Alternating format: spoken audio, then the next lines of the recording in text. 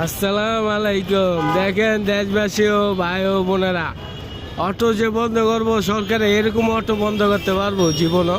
দেন দিক 1 মিনিট খালি দেখেন একটু। ঢাকা শহরে বলো অটো বন্ধ করে দিব। ঢাকা শহরে তো অটো বন্ধ করতে গেলে সরকারের আবার জন্ম নেওয়া লাগবো। দেখেন 1 মিনিট খালি, এই শহীদ মিনার। জীবনে এত অটো বন্ধ করতে পারবো? খালি দেন, খালি অটো, পাওয়ার রিক্সা নাই, সব অটো দেন, খালি অটো। এত অটো বন্ধ করতে পারবো জীবনও সরকারে? দেন খালি অটো, দেখেন খালি অটো।